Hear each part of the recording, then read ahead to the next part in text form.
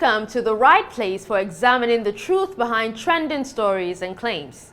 Today, we're focusing on a viral claim that circulated on X, suggesting a major highway in South Africa was up in flames during a protest by youth demanding permanent employment after a South African mayor's controversial proposal to hire foreigners. The post has been viewed over 8,200 times, but as always, there's more to the story.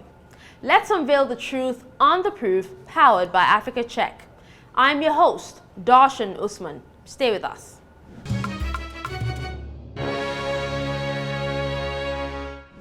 To help us unpack the truth on today's episode, Kirsten Cosser, Africa Check's researcher, joins me now. Kirsten, thank you for being here. Thanks for having me, Dashen. Happy to be here. Now let's start with the claim itself. The post on X showed photos of tires burning on a highway with onlookers in the background. It suggested that young people were protesting over jobs, accusing the government of reserving employment opportunities for foreigners. What did your investigation reveal about this claim? So we found that the post is misleading in several ways. First and foremost, while there was a protest on that day, the photos shared on X are years old and unrelated to that event. And the images have appeared in, various news articles as far back as 2015. So the related photos are unrelated to the event. But what about the nature of the protest itself? The Post claimed that the protesters were angry about jobs being reserved for foreigners. Is that accurate? No, so the protest on the 29th of August was organized by the Gauteng Youth Brigade, which is a group that had previously worked as teaching assistants in a government employment initiative. And they were protesting because their contracts were not being renewed and they were demanding permanent employment.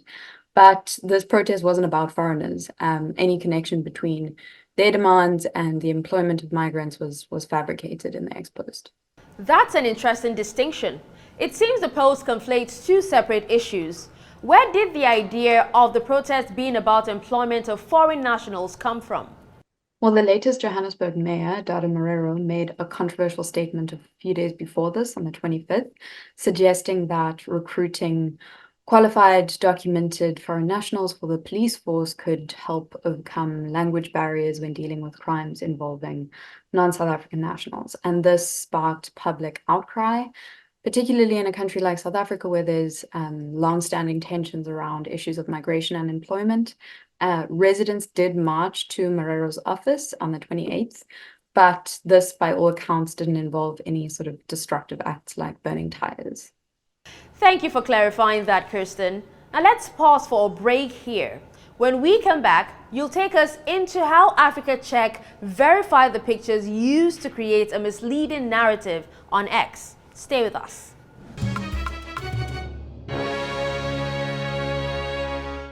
Welcome back. This is The Proof, powered by Africa Check. Today, we're looking at a post on X that tried to create a narrative around a protest by young South Africans over employment and pictures of burning tires to inflame tensions in the country. Kirsten Cosser, a researcher with Africa Check, has provided clarity on the claim. Now, Kirsten, there was a public backlash to Mayor Dada Marero's comments, but it wasn't connected to the protest on the 29th. How did Africa Check verify that the pictures of the burning tires were unrelated to these events? We conducted a reverse image search of the photos that were used in the X-post, and that showed that those images had actually been published in articles dating back several years, well before the events of August. And one newspaper did report that the teaching assistants protest involved setting tires alight, but the images circulating on social media about that are not from this event either. That's a critical piece of information. Now, the viral post seems to use old images to stir up emotions about current events.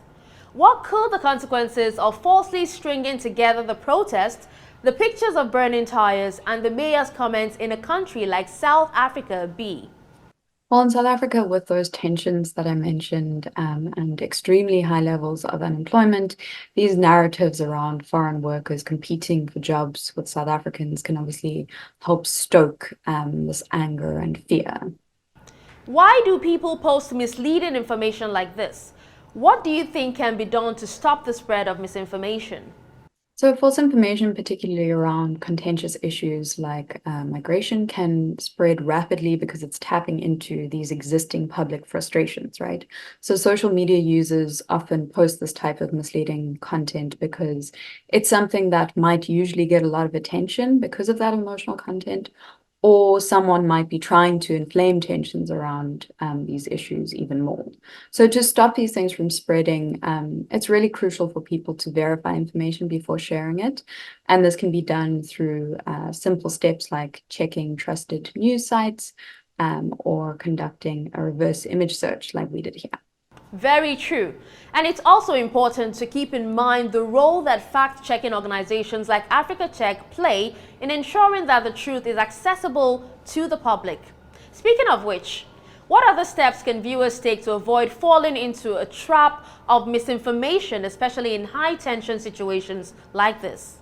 Well, I do want to reiterate that one of the most important steps is to just pause before sharing any content, especially if it's sensational or plays on your existing biases. Always question the source of information, right? If the post is anonymous or from an unreliable account, it's more likely to be misleading. Fact-checking organizations like Africa Check and others are also great resources.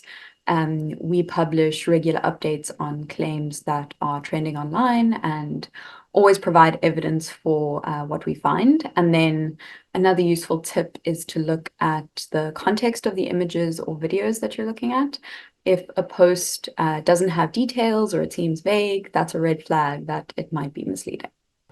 Those are excellent points. Thank you, Kirsten, for providing clarity on the issue and helping us separate fact from fiction. Thank you, Dashen. It's always a pleasure. And thank you to our viewers for tuning in to The Proof. If you have comments or claims you want us to fact check, tweet at AfricaCheck_NG. Follow News Central on our social media platforms at News Central TV. You can also visit our website. It's www.newscentral.africa. Stay informed and stay alert. Until next time, I'm Dashen Usman, signing out.